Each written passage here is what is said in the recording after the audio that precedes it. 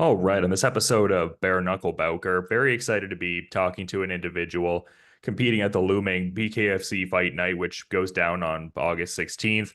And we're going to see Justyn Martinez and Blaine Warbritton knuckle up and toe the line. And great getting to have Blaine on Bare Knuckle Bowker today. How are you doing, man? You having a solid day so far? Oh yeah, I'm doing great. Feeling good. Yeah, it's great to see you back in the fold as well because I was noticing that you're returning to bare knuckle for the sophomore fight just shy of 2 years after the initial fight where you got that buzzer beater finish at Midwest Fight Night too. So how does it feel to be, having the sophomore bare knuckle fight, but also to be making that BKFC debut? Oh, it feels awesome. I mean, BKFC is the biggest show in the game, so getting that call up basically, I mean, that's a big deal. Uh the last one, that was a lot of fun. It was like, oh, this is definitely my sport. Like I loved it. Yeah, and I imagine you've added so many tools to the proverbial toolbox since then. Oh, absolutely. Like going into that one, I mean, I've always competed in just straight glove boxing. And then I kind of had an idea. I mean, just from like street fights and stuff, like little differences. But then it's like, okay, now I'm facing another trained fighter and without the gloves. And then I kind of had an idea what would work, what wouldn't work, what would translate, what wouldn't translate. But then actually getting in there and doing it, you get little like, okay, like this is where I can add to, this is what I need to take away. Let's focus more on this, a little less on that. So I mean, there was definitely some fine tuning that I was able to do from that. Plus the last fight, like as soon as it started, like I've been doing this long enough that I was able to kind of gauge like the talent difference. And so I was like, okay, I can kind of like drag this out a little bit, kind of get my feet wet, like really like dive into it and just kind of like get used to it and like really take my time with it. And then once the opening's there, just take advantage, get it over with. Yeah, and I was noticing that, I mean, you referenced the glove boxing background. Like, I mean, I was kind of seeing that and doing my research, like KC Golden Gloves championships and whatnot. Like, when did bare knuckle even get on your radar initially? It's been on my radar as far as like not so much the pro sport. So, back when that Knuckle documentary, I don't know if you ever watched that or not, Yeah, came yeah. out. Okay. Yeah, yeah, with the gypsies. Okay, so I was like, man, I love this shit. And I was just like, that's so fucking cool. Like, I love that kind of like honor system of just like, hey, let's throw a fair fight down, squash all beef, like everything's cool. And I loved it. I was like, man, it'd be so cool if like we could just handle shit like that here. And then, so that was kind of where it initially started. And then, I mean, of course, we all grew up on like Kimbo videos and everything like that. So it was always like there. And I was always just kind of scrapping in the streets anyway and just kind of being a menace to society. And then, boxing kind of like took me out of the streets a little bit and I got to, do it a little more formally. But I always had that like that itch to like, I'd rather just get a little more bone on bone. And then, once like it started getting a little traction, like, oh, this might actually become a thing. It was almost like no one, as far as like around trainers, gyms and stuff, were like taking it too seriously. So it was kind of hard to like sink your teeth completely into it. But it was like, well, this is kind of like at least bucket list. Like I gotta do it. Like I have to get in there and do it. And then once it like really took in, everybody started taking notice. I got with the right trainer and he was fully aboard with it. And then we got around other people that were fully aboard with it. And it was just like, okay, now we can like actually dive into this as a full-time like sport. Like this is the sport I want to do. I don't really care to go into the glove boxing route. I have no interest in like MMA. Like this is my sport. Let's do bare knuckle, dive into it. Let's see how far we can go in this sport. Yeah, it's interesting. It's kind of funny you referenced that Knuckle documentary. I was actually talking to Connor Tierney about that the other day. Like, I feel like that movie is more influential than maybe a lot of people want to give it credit for in that sense. Like, I mean, the Oh, it was Kimbo kind of phenomenal. Yeah, no, so good, man. And I don't know. I mean, you definitely have seen kind of some residuals since then, as far as like how it kind of translated to a lot of the more like regulated kind of bare knuckle boxing Yeah, circuits. Like what, yeah. I absolutely feel like that was kind of like that first like mainstream like, oh, we can watch people kind of like, because I mean it was little like honor system. I mean it was just they laid down the rules, they followed those rules, and it was like a little more like, oh, we can watch this versus like maybe like them old like bum fights or something where people are getting their teeth kicked in, and like maybe like people are like, oh, that's just a little too much. Or that it was a little more structured to where it was like, oh, this is like palatable for the mainstream. And then I think maybe from there it kind of like took off a little bit. Yeah, for sure. There's definitely something to that. Like, I mean, I know you were saying you're not the biggest MMA guy, but one of the like prominent fighters from the last UFC card was kind of like joking about that. And it was funny how a lot of people didn't pick up on the reference he was doing. Like some people were like, "Oh yeah, like what's your secret? Like what's one of your like training regimens, like or part of the training regimen rather?" And he's like, "Oh yeah, I like soak my hands in petrol and I just get out there and Yeah. throw down." And that was, yeah, and that was referenced in the Knuckle documentary that they were all soaking their hands, doing all this crazy shit. And then you brought up Connor Tierney. That's actually one of my favorite fighters in bare knuckle. Like I love the way he actually brings like a slick style to it because like I kind of feel like I'm kind of doing the same thing. Whereas especially at the beginning of the sport, like I think we're kind of it's so new and it's still in that kind of like baby phase that there's a lot of guys that are coming in that aren't very technical, don't have those kind of like loose like techniques, the real good boxing footwork. I mean, you're seeing a lot like you see a lot of guys that just kind of out there street fighting it, winging it. And so when I was watching like someone like Connor Tierney, and it was like, okay, he's got a style more similar to mine than a lot of these just like straight up brawlers. And so watching him, like he was definitely one of like my inspirations for like, oh yeah, I can definitely do this. Yeah, I mean, a great shout out. I really like his approach. And even like just kind of referencing another high up welterweight, like the champion Austin Trout. I mean, he has such Oh a, yeah. po- a polished gloved boxing background, and he just brings like such a refinement in his footwork and just general Yeah. range work to BKFC, it seems. And as someone who has boxed, I can say like I don't think bare knuckle to me is its own sport. Like I hate when it gets compared to the other sports or how other guys because I don't think every MMA fighter can do bare knuckle, and I don't think every boxer can do bare knuckle. It takes like a special guy, a special skill set. Well, I mean they can do it, but I mean like to actually reach like high levels. Like I think there's just certain styles that really like contribute to the bare knuckle more so than others, especially if you look at just boxing. Like if you have a very like defensive style, you use the gloves to block a lot of punches, like you're not going to transition very well that way. Like you have to be smart about your transition too. Like it's you gotta like know the sport and have a high enough fight IQ to know what can and cannot translate from the sport you're doing versus the sport you're going into.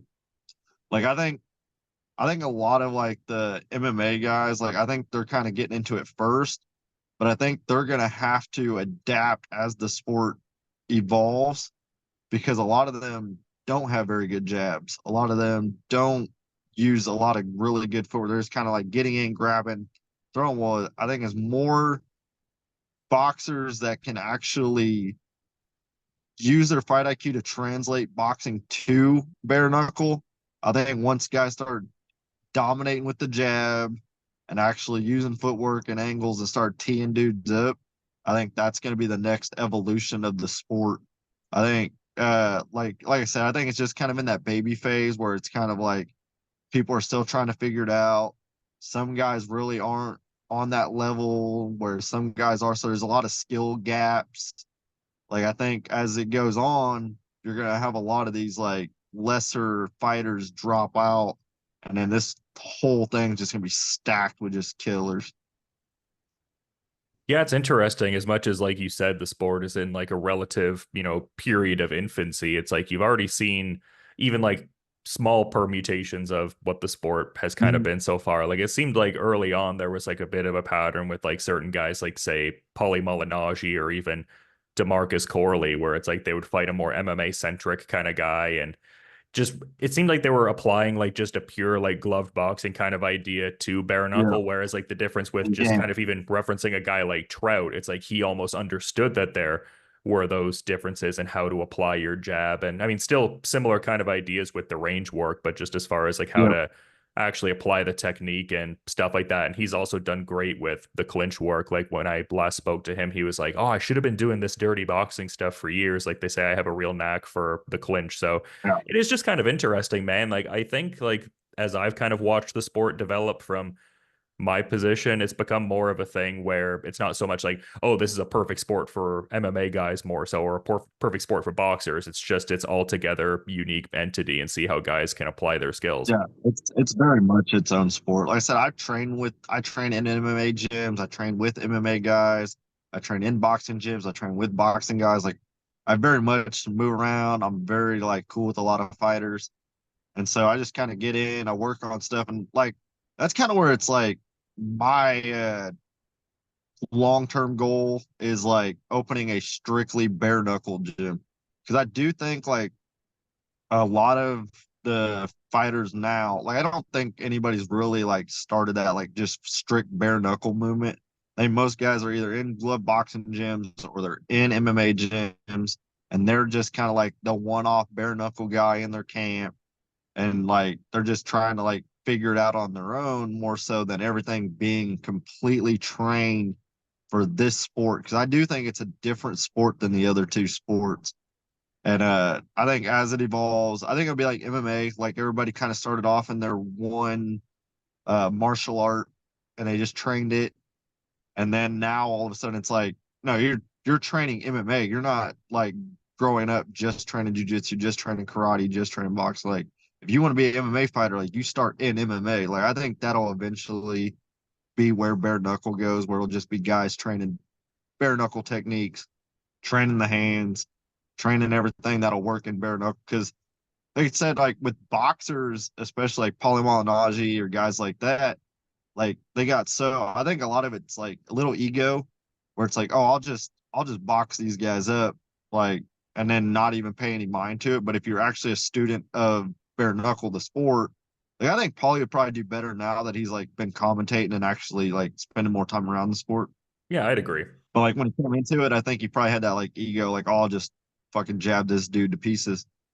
But I think it's just one of those things you have to know what will work, what won't work. Like if you have a very defensive style, you're used to using the gloves. I mean, you have to footwork, head movement, like that stuff will translate, like dodging the punches.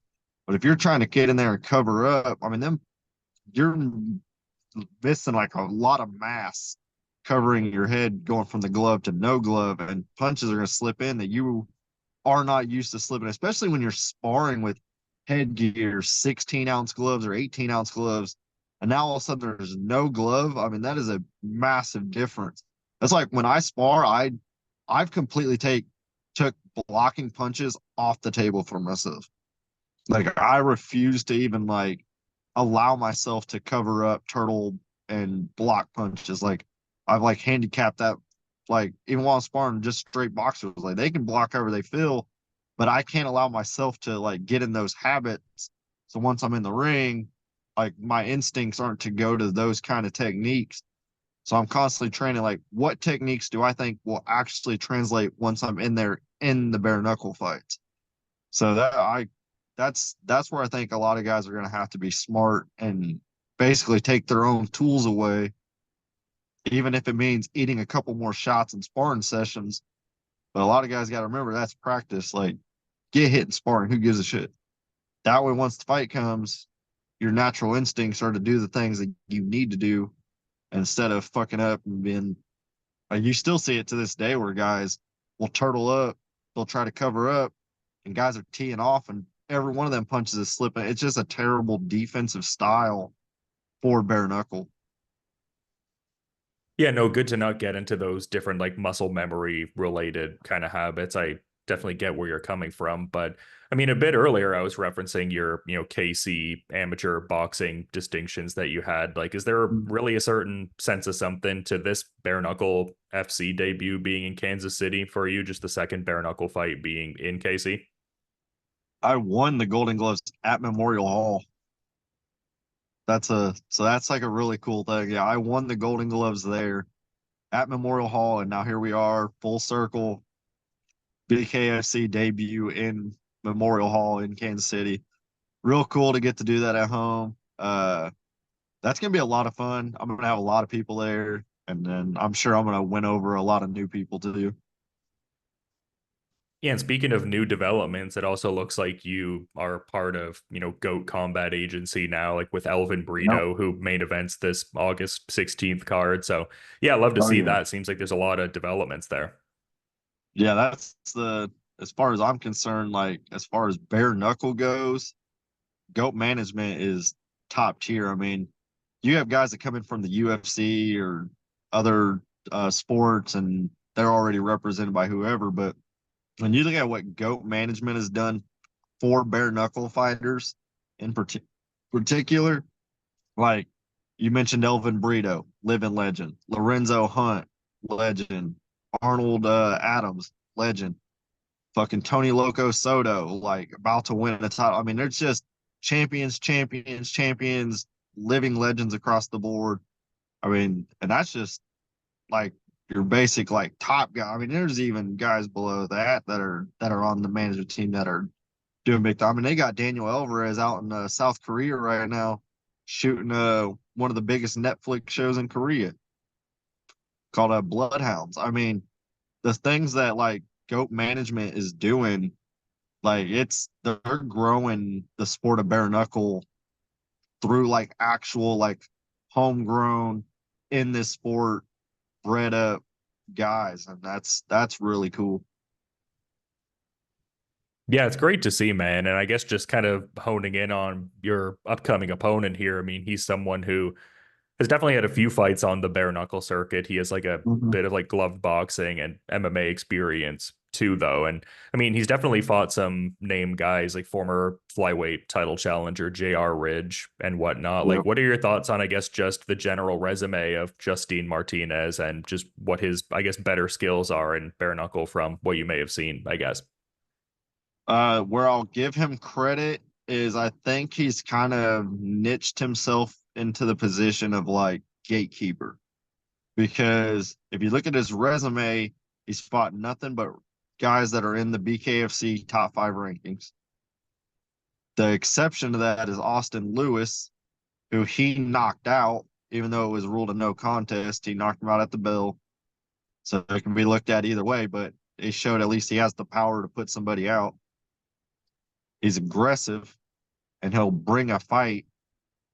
The so I get that part of it because I mean they could have fed him some of these like really trash guys and just to get him some wins, but he kind of seems to always just be like matched up with the next guys that get fucking brought up. And he's gonna be another stepping stone for me, unfortunately for him. Like it'll be me beating him and then me chasing down everybody else with a number next to their name. But I can respect the fact that he's not turning down hard fights. Like I know in his heart of hearts, like he knows this is not an easy fight for him. Like he knows what's gonna happen and he took it anyway. And so I'll give him credit for that. But at the end of the day, there's levels to this game, and he's just not on my level. Like that aggressive style that come straight in a straight line, the constant overhands, the no head movement. Like he just doesn't have the skills it's gonna take for somebody in this weight class to actually give me a challenge. Like I feel like boom, it's gonna start. He's gonna charge me like a bull. If he stays out in range, I mean he's just getting teed off. I'm too long, too tall. And then if he rushes at me, I have too good a footwork. I'm gonna fucking run circles around this dude and tee him up. And then it'll either be I clip him and he takes a knee and quits, or I clip him real hard and he's out. But at the end, like I just do not see where he has the skill set to actually beat me. I mean, you say like the hard charging kind of approach, that was almost what I had expected he was going to do, and what he eventually ended up doing in his last fight there against Tatsuki Shinotsuka in that first Yeah. bare knuckle fight in Japan with that Ryzen partnership. And So, and speaking of Tatsuki, I truly believe me and him are fighting for the belt one day. I mean, he had a very promising debut. Like there, I take it He you saw he's something. very he's very technical. The way he boxes, and he's long. He's got a lot of confidence in himself. I see him going a long way, especially because I've watched everybody in this division. I have scouting game plans on everyone in the, like I've already got worked up on how I would fight everybody in this division. But yeah, I think me and Tatsuki, I think eventually are going to meet at the top. I think we're like two of the only guys that actually bring personality to this game in the flyweight division. I think we're two that actually bring some flair. I think we actually have boxing skills, and I think that's eventually where we're gonna meet is at the top of this division. Uh, Justyn, like the thing with the difference between me and Tatsuki though is I feel I'm a much more technical boxer where I think because he kind of came up through like the kickboxing, the MMA stuff, that he's still got a little catching up to do in the boxing, but I think he's really good and way ahead of where a lot of these other guys in the division are. Yeah, I mean, I get what you're saying. Like gatekeeper is sometimes like a interesting term because in a sense, like some people might see it in a certain negative light, but it also shows a certain place in the hierarchy too. So good to, I guess, acknowledge like what he's been able to Yeah, do with growing the boxing. I just don't think Justin's record it gives him like justification for where he stands like in the division. I just watching him how he fights, watching his skills, watching some of these other guys who have fought, and some of these guys are getting matched up, and it's just like really bad fighter versus really bad fighter, and one of them has to win. So there's guys with better records, but I think he would probably mow right through them where he's kind of getting fed to like the top of the division over and over and over again.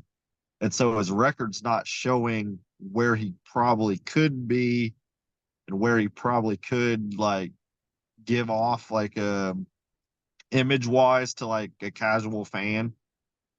Like yeah, like I said, this sport's kind of still in its infancy to where even like I don't even know if like the hardcore fans of bare knuckle are really understanding where everyone's place is. Like I think so. But as a fighter and as someone who is studying this division in particular, because I'm in it, like there's a lot of guys I think he would have beat like that he could have probably fed off of if maybe like management wise or team wise or whatever, they kind of set him up on a different path. And then maybe he could have ran over just a bunch of nobodies and then got himself a really big fight. But instead, it's kind of like they threw him right into the deep end. Here's a shark, here's a shark, here's a shark. And then it's just, it hasn't really gone his way. But like, I mean, he took JR Ridge to a really good fight. And then JR Ridge ended up fighting for a time. Him and Chansey like had a real good banger for a round, then he got caught. Like, I mean, it's not like the only guy that's really smoked him is Tatsuki. Like from start to finish, just outclassed him. I would say that was Tatsuki. I haven't seen anyone else just outclass him from second one to the end of the fight. He's given guys a lot of trouble up until the finish.